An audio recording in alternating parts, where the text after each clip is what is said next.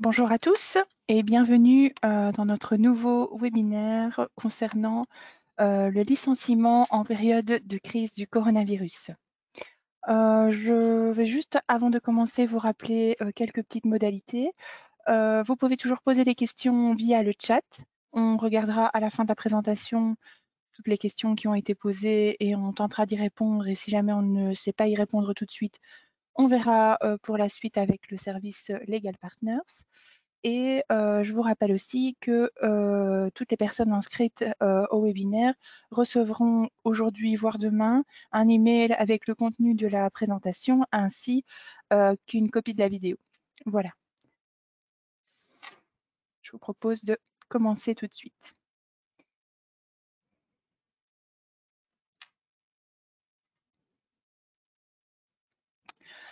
L'agenda. Donc, nous allons commencer par une petite introduction. Ensuite, nous allons voir ensemble les différentes modalités de fin de contrat, les différents modes de licenciement collectif, les points à toujours garder en attention et ensuite refaire un petit résumé de la situation avant de terminer par les questions. Pour l'introduction. Alors, que faire s'il n'y a pas d'autre option que les licenciements? Y a-t-il des alternatives? Par exemple, ne pas prolonger les contrats à durée déterminée ou inciter au départ volontaire par des primes de départ ou les RCC. Aucune interdiction de licenciement à cause ou en raison du chômage temporaire n'est actuellement en vigueur. Concernant les différentes modalités de fin de contrat, il y a deux types donc, de contrats, soit le contrat à durée indéterminée, soit le contrat à durée déterminée ou pour un travail nettement défini. On va d'abord s'attarder sur les différentes possibilités au niveau du contrat à durée indéterminée. Alors, moyennant un préavis.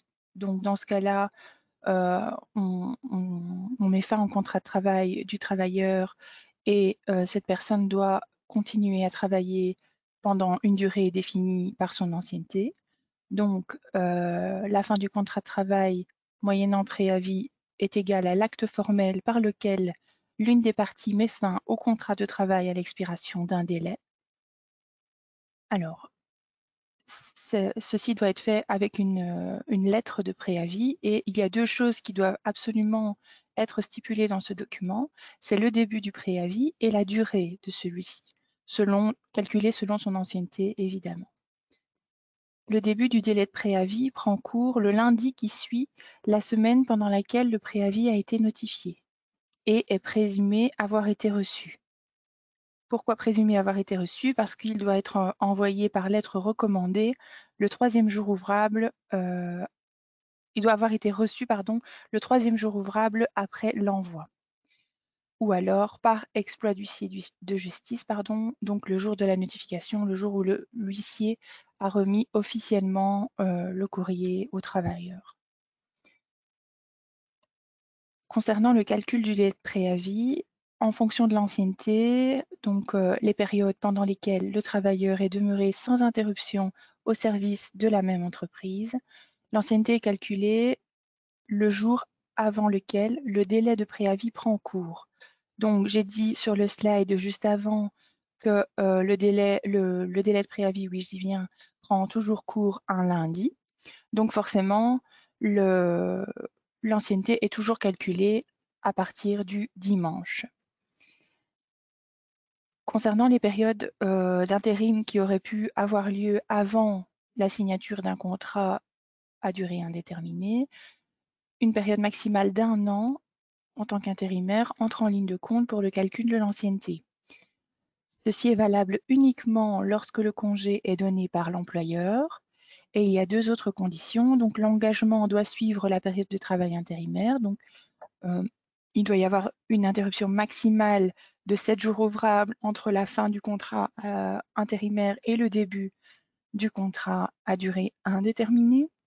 Et la fonction exercée chez l'employeur doit être identique à celle exercée en qualité d'intérimaire. Alors, les points d'attention en cas de congé moyennant préavis, il faut bien respecter les règles linguistiques.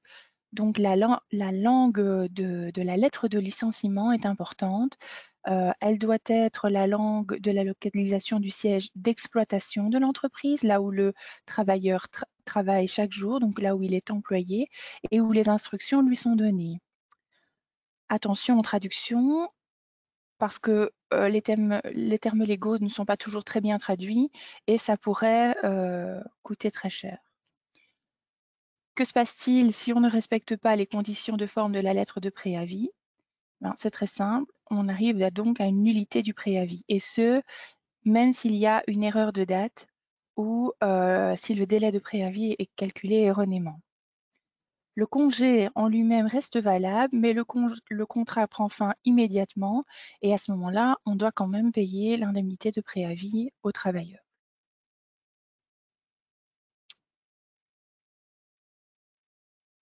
Le troisième point d'attention, donc c'est les suspensions. Il existe plusieurs cas de figure dans lesquels le préavis est suspendu, mais ceci est valable uniquement lorsque le congé est donné par l'employeur. Donc, il y a tout un tas de conditions pour que le préavis soit suspendu. Donc, en cas de maladie, en cas de congé annuel, de congé maternité, de chômage économique, etc. Donc ça, sont des calculs qu'il est possible de faire via votre gestionnaire, évidemment. Et depuis peu également, je vais dire entre guillemets à cause ou grâce, je ne sais pas trop, au coronavirus. Donc le chômage temporaire est aussi pris en compte dans les suspensions du délai de préavis. Quelles en sont les conséquences? À ce moment-là, le délai de préavis soit ne prend pas cours si la suspension a lieu juste avant le début de la prestation du préavis, soit le délai de préavis arrête de courir et reprend lors du retour du travailleur. Suspension du délai de préavis, pardon, et Covid-19. Alors, il y a eu tout un flou artistique autour de ceci durant la crise que nous avons connue. Donc, on a fait un petit tableau récapitulatif à utiliser en cas de besoin. Donc, pour tous les délais de préavis prenant fin avant le 22 juin 2020, il n'y a pas d'impact. Les jours éventuels de chômage économique ne rallonge pas ou ne modifie pas en tout cas le congé, le délai de préavis de la personne licenciée. Pour tous les délais de préavis prenant cours avant le 1er mars 2020 ou n'ayant pas encore pris fin au 22 juin 2020, là non plus, il n'y a pas d'impact. Par contre, pour les délais de préavis prenant cours à partir du 1er mars 2020 ou n'ayant pas encore pris fin au 22 juin 2020, les jours de chômage temporaire force majeure corona, attention, on insiste bien sur le force majeure corona, à partir du 22 juin 2020, donc seulement ceux qui sont à partir de cette date-là, à partir du 22 juin, suspendent le délai de préavis. Donc c'est plutôt, je vais dire ici on est fin du mois de juin, mais j'ai plutôt tendance à dire que ce sont pour les jours de chômage temporaire futurs que pour ceux passés. Le licenciement moyennant le paiement d'une indemnité de préavis. Pour la rupture du contrat de travail, donc une fin immédiate du contrat de travail moyennement le paiement d'une indemnité de rupture, donc une indemnité de préavis, que l'on paye tout de suite sans que la personne ne revienne dans la société pour prester le délai de préavis normalement constitué par rapport à son ancienneté. En principe, pas de formalité requise, mais fortement conseillé de documenter la fin du contrat par écrit afin d'éviter tout problème de preuve. Oui, effectivement, il vaut mieux avoir de quoi se défendre en cas de retour du travailleur, peu importe le biais choisi par celui-ci. L'ancienneté évaluée au moment où l'acte formel de rupture a lieu. Donc ici, donc, le calcul du délai de préavis, donc pour pouvoir calculer le montant à payer, est évalué au moment où l'acte formel de rupture a lieu. Calcul de l'indemnité de préavis. Donc, indemnité de préavis égale salaire pour la durée du préavis. Donc, la personne va recevoir une somme en une fois, mais cette allocation, cette indemnité est censée couvrir donc toute la période pour laquelle il aurait dû recevoir un salaire s'il avait continué à travailler. Donc, salaire égale rémunération en cours et avantage. Donc, salaire brut, salaire horaire ou mensuel, selon que ce soit un ouvrier ou un employé, à la date de sortie, les primes fixes ou liées à l'emploi. Pour un travailleur à temps partiel, on prend un salaire partiel, excepté en cas de congé parental ou congé pour soins palliatifs. Donc, si c'est un vrai temps partiel, quelqu'un qui a un contrat 20 heures, par exemple, là, on prend un salaire pour 20 heures. Si c'est une personne qui a un contrat temps plein, mais qui a un congé parental mi-temps, à ce moment-là, on prendra en compte l'entièreté du salaire pour le contrat mi-temps, pour le contrat temps plein, pardon.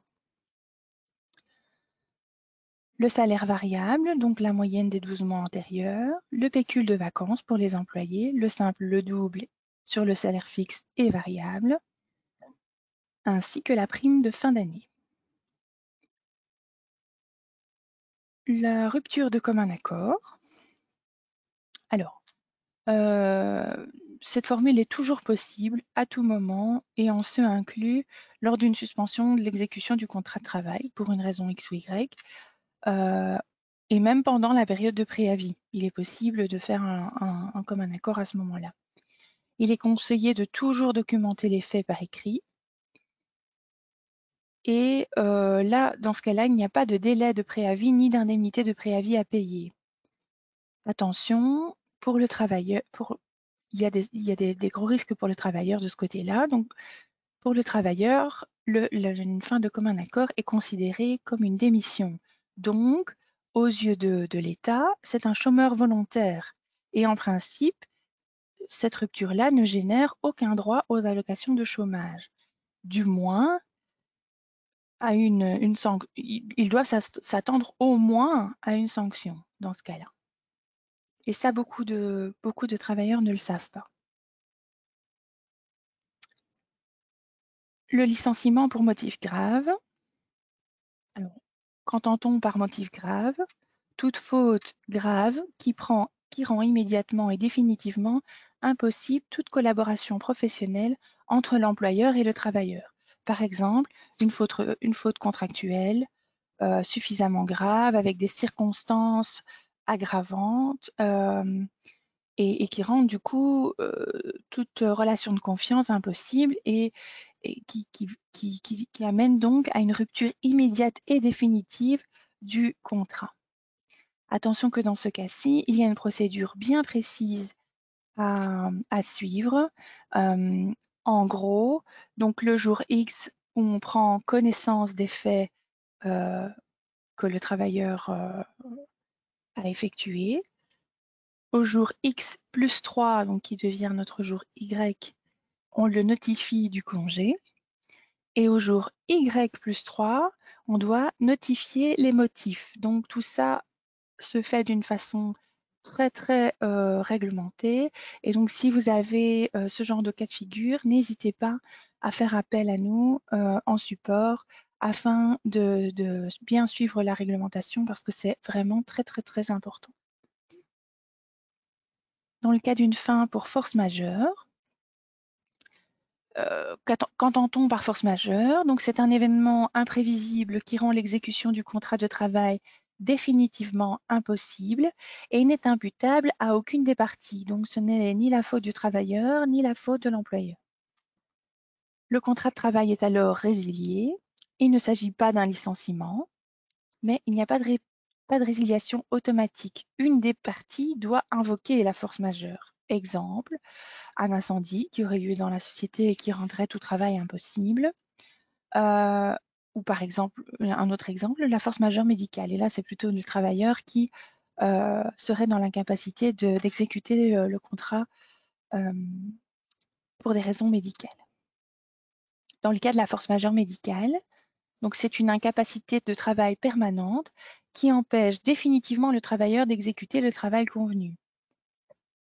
Dans ce cas-là, donc, il y a une procédure de réintégration préalable qui doit être suivie avant que les parties puissent invoquer la force majeure médicale. Alors, voici un petit aperçu de la procédure de réintégration, mais là, encore une fois, c'est très, très résumé. Donc, il vaut mieux, si vous êtes dans ce cas de figure, faire appel à un support pour être sûr de bien respecter chaque étape. Donc, la demande de réintégration, la réintégration, l'appel éventuel et la résiliation. Donc, dans l'étape 1, pour la demande de réintégration, ça se fait auprès du conseiller en prévention ou médecin du travail. Il n'y a pas de formalité de préférence, on peut le faire par écrit, on peut le contacter voilà, par mail, ce genre de choses, ça dépend des modalités en vigueur. À ce moment, donc une fois les formalités faites, le trajet de réintégration peut être initié, soit par l'employeur, donc selon qui fait la demande, la procédure est un peu différente. Donc, si c'est l'employeur, à ce moment-là, c'est au plus tôt 4 mois après le début de l'incapacité de travail du travailleur, ou à partir du moment où le travailleur lui remet une attestation de son médecin traitant le déclarant inapte définitivement à effectuer le travail convenu. Donc, dans ce cas-là, si le travailleur ne fait pas la demande lui-même, mais qu'il remet une attestation de son médecin traitant déclarant qu'il est inapte définitivement à effectuer un travail qui a été convenu avec lui, à ce moment-là, l'employeur peut initier le trajet de réintégration. Ou alors, le travailleur le fait directement lui-même ou son médecin traitant directement contacte le conseiller en prévention médecin du travail, bien sûr toujours avec l'accord du travailleur. Ou alors, ça peut aussi être à la demande du médecin conseil de la mutuelle. Étape 2, donc qui s'appelle l'évaluation de la réintégration. Après réception de la demande, le conseiller en prévention médecin du travail notifie l'employeur et le médecin conseil de la mutuelle.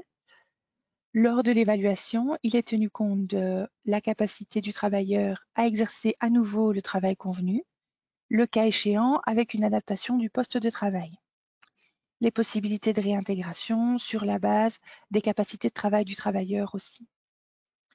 Le conseiller en prévention médecin du travail remet dans un délai de 14 jours ouvrables suivant la réception de la demande de réintégration, le formulaire d'évaluation de réintégration à l'employeur et au travailleur. Donc, il envoie une copie aux deux après avoir pris sa décision pour les informer. Il y a plusieurs décisions possibles. La première, donc la A, il existe une possibilité que le travailleur puisse à terme reprendre le travail convenu, le cas échéant avec une adaptation du poste de travail, et le travailleur est en état d'effectuer entre-temps chez l'employeur un travail adapté ou un autre travail, le cas échéant avec une adaptation du poste de travail. Ça, c'est la première possibilité. La deuxième possibilité, la B, c'est qu'il existe une possibilité que le travailleur puisse à terme reprendre le travail convenu, le cas échéant avec une adaptation du poste de travail, mais le travailleur n'est pas en état d'effectuer entre-temps chez l'employeur aucun travail adapté ni autre travail. Dans le troisième cas de figure, donc le cas de figure C, le travailleur est définitivement inapte à reprendre le travail convenu, mais est en état d'effectuer chez l'employeur un travail adapté ou un autre travail, le cas échéant avec une adaptation de poste. D, le travailleur est définitivement inapte à reprendre le travail convenu et n'est pas en état d'effectuer chez l'employeur aucun travail adapté ni un autre travail. Et le dernier, le E, le médecin du travail considère qu'il n'est pas opportun de démarrer un trajet de réintégration pour des raisons médicales. Dans ce cas, il réexamine cependant tous les 2 mois les possibilités de démarrer un trajet de réintégration. Tout ça dépend évidemment de la pathologie, d'où se trouve le travailleur dans sa démarche médicale, etc. Donc, les différentes, il est possible d'évoluer d'une situation vers une autre selon les cas de figure dans lesquels on se trouve. Ensuite, une fois que la décision a été prise, le travailleur a un délai de 7 jours ouvrables après réception du formulaire d'évaluation de réintégration pour faire appel. Et ça, c'est uniquement valable en cas de décision C ou D. Donc, il doit faire appel auprès du médecin inspecteur social de la Direction générale contrôle du bien-être au travail par courrier recommandé.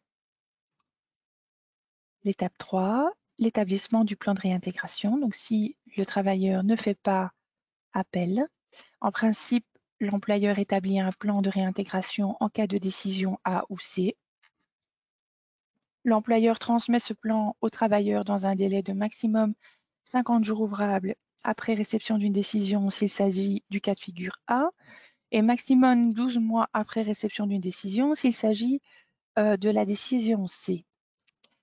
L'employeur n'établit pas de plan de réintégration s'il estime que c'est techniquement ou objectivement impossible pour des motifs dûment justifiés. Donc, il va falloir pouvoir justifier pourquoi le plan de réintégration n'est pas possible et il devra le justifier dans un rapport à remettre au travailleur et au conseiller en prévention, médecin du travail. L'étape 4, la décision du travailleur. Il a alors donc 5 jours ouvrables après la réception du plan de réintégration pour prendre une décision. Soit il accepte le plan, soit il le refuse et il mentionne évidemment les raisons de son refus. Le trajet de réintégration donc prend alors fin. Le contrat de travail peut être rompu pour cause de force majeure médicale, due à l'incapacité définitive du travailleur dans 3 cas. Donc, soit après réception d'une décision D et que les possibilités de recours sont épuisées, soit après réception d'une décision C, plus l'employeur est dans l'impossibilité de fournir un travail adapté ou un autre travail et remet un rapport circonstancié au conseiller en prévention médecin du travail, ou encore après réception d'une décision C, plus le travailleur n'est pas déclaré d'accord avec le plan de réintégration. Donc, à ce moment-là, ça s'arrête là. La fin du trajet de réintégration est donc arrivée. Nous passons maintenant à la phase de fin d'un contrat de travail à durée déterminée ou pour un travail nettement défini. Donc, si on arrive à la fin donc, du contrat déterminé, le contrat de travail à durée déterminée prend fin automatiquement par l'arrivée du terme prévu par les parties. Le contrat de travail pour un travail nettement défini prend fin automatiquement par l'achèvement du travail convenu, sans délai de préavis ni indemnité de préavis, tout naturellement. Par contre, en cas de fin avant la date déterminée, la règle générale dit fin anticipée sans motif grave est une fin irrégulière.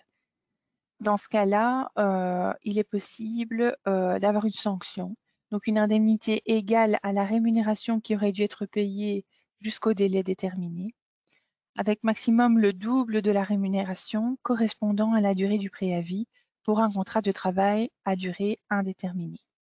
Donc c'est tout un calcul. Et dans le cas d'un travail nettement défini, le délai nécessaire pour conclure le travail. Donc si la mission avait été estimée à 4 mois, par exemple, à ce moment-là, on doit payer l'entièreté. Il y a cependant des exceptions, donc par exemple moyennant un préavis. Et ça, c'est possible uniquement pendant la première moitié du délai déterminé, c'est-à-dire dans la première moitié du contrat durée déterminée, et c'est limité à maximum 6 mois.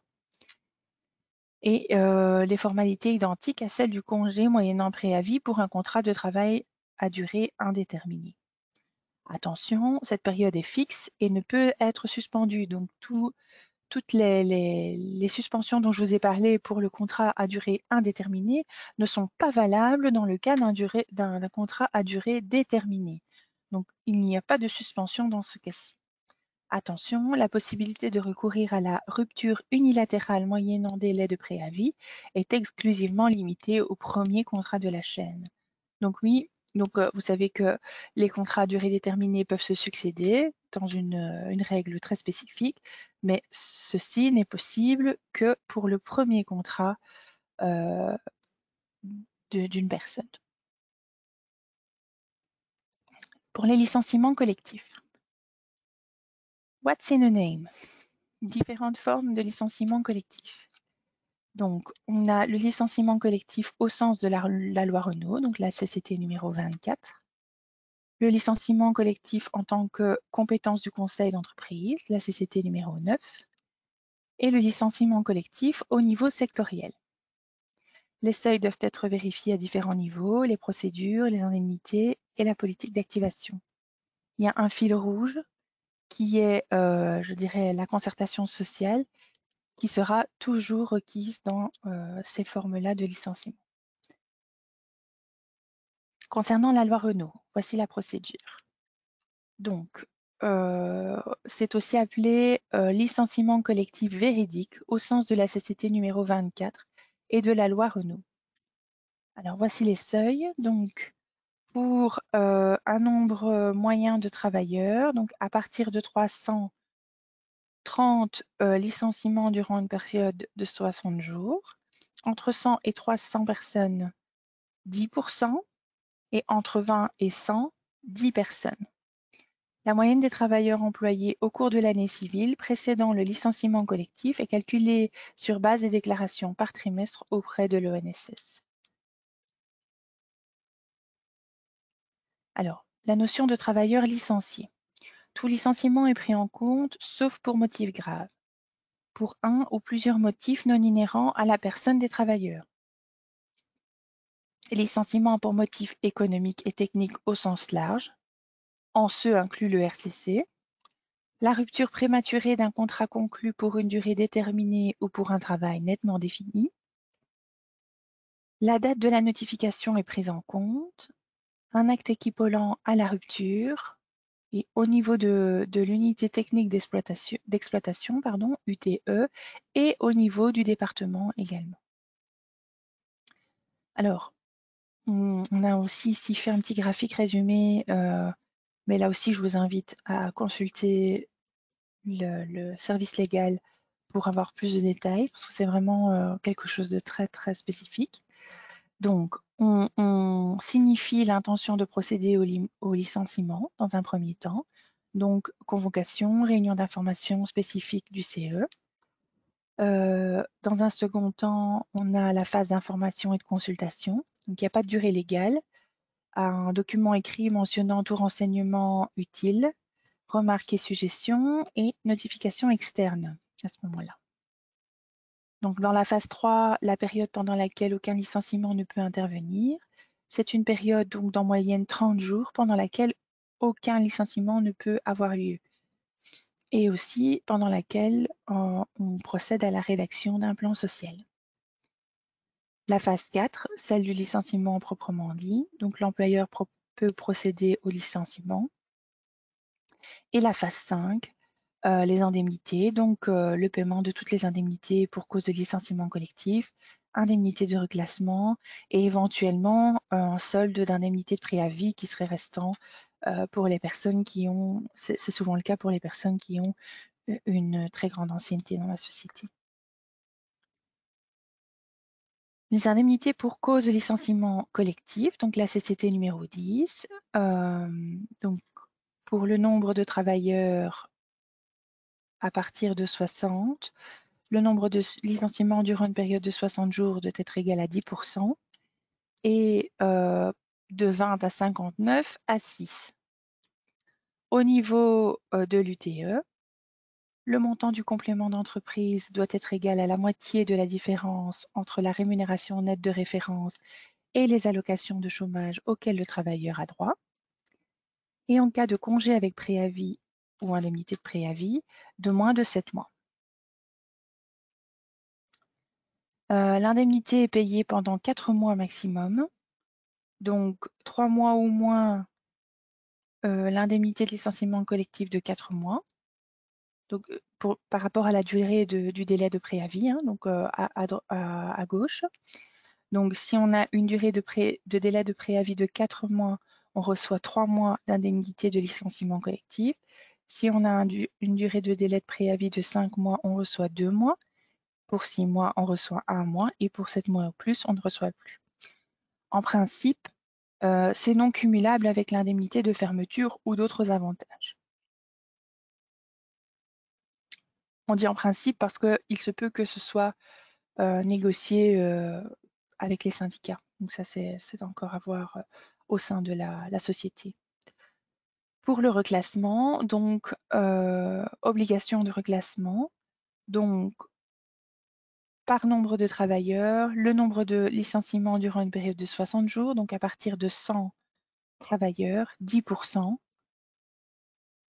entre 21 et 99, 10, entre 12 et 20, 6, et pour moins de 12, 50%. Le reclassement sous la supervision de la cellule pour l'emploi et paiement d'une indemnité de reclassement de 3 à 6 mois de salaire. La fermeture d'entreprise. Il n'est question de fermeture d'entreprise que si l'activité principale de cette entreprise est arrêtée et que plus de 75% du personnel qui avait été employé au cours des 4 trimestres précédents est licencié. Le licenciement collectif, quant à lui, implique le licenciement d'un minimum de 10 à 30 travailleurs selon la taille de l'entreprise. Ce que les deux concepts ont en commun, c'est qu'il doit s'agir d'une unité technique d'exploitation ou d'un département avec au moins 20 ou plus de 20 travailleurs. En cas de licenciement collectif, dans le cadre d'une fermeture d'entreprise, obligation d'appliquer les deux réglementations en même temps. En résumé, il faut donc bien vérifier les différents seuils à 3 niveaux, donc toujours vérifier les procédures, les indemnités calculées et la politique d'activation, toujours que ce soit bien respecté. Toujours vérifier les dispositions sectorielles, les procédures et les licenciements multiples. Et au possible, impliquer les partenaires sociaux dans la concertation sociale.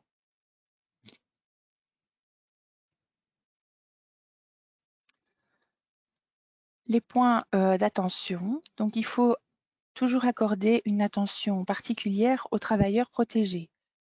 Par exemple, faites attention aux candidatures aux élections sociales. Aussi pour les personnes qui sont protégées par un congé parental, un crédit temps, un congé maternité. À toujours bien motiver les licenciements parce que vous êtes toujours exposé à des procédures qui sont très longues et qui sont vraiment désagréables dans le cas des licenciements manifestement déraisonnables, donc la CCT numéro 109.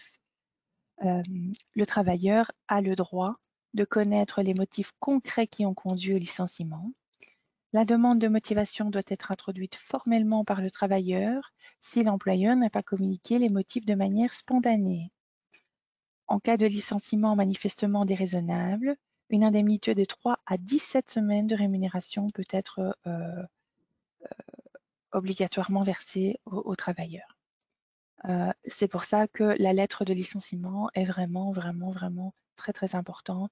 Elle doit être la plus complète possible et ne peut contenir aucune erreur. Si vous avez besoin de support, n'hésitez pas à faire appel à nous. Et surtout, restez informés. C'est vrai que c'est important, mais dans notre domaine, les choses évoluent tout le temps. Il faut toujours rester informé et updaté sur les nouveautés à ce sujet-là. En résumé, établir un plan, donc déterminer le nombre de travailleurs concernés pendant une période bien précise, donc faire un bilan de ce qui s'est passé les mois derniers et établir un plan par rapport à ça sur le nombre de travailleurs qui seraient concernés par un licenciement éventuel. Vérifier la législation. Donc, avant toute chose, on vérifie, on effectue un contrôle approfondi de la législation quant aux formalités et il ne faut surtout pas perdre de vue les accords sectoriels. Et enfin, suivre la procédure, suivre les procédures standards, accorder une attention particulière aux travailleurs protégés et aux motifs de licenciement. On insiste vraiment là-dessus. si le licenciement est inévitable, il faut vraiment observer les principes suivants et donc n'hésitez pas à demander conseil à Atentia Legal Partners, qui est votre partenaire dans les aspects liés à l'emploi et qui feront les recherches nécessaires et comme ça vous pouvez avancer sereinement dans une situation qui est déjà assez complexe comme cela. Voilà, je vais maintenant regarder si on a des questions dans le chat.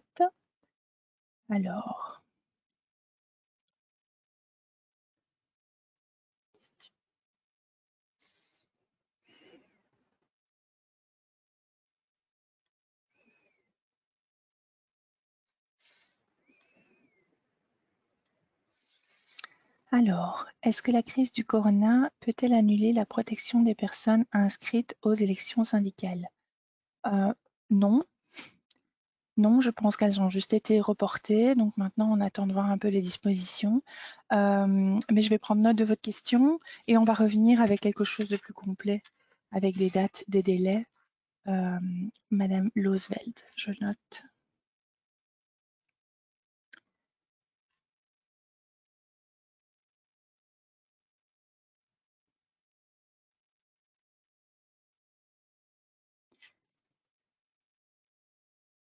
Voilà. Donc j'ai pris note de votre question. Je vois qu'il n'y a rien d'autre, donc il me reste à vous souhaiter une bonne après-midi et à bientôt donc, pour notre prochain webinaire. Au revoir à tous. Ah, attendez, j'ai une nouvelle notification de Madame Losveld dans les questions. J'attends, dites-moi.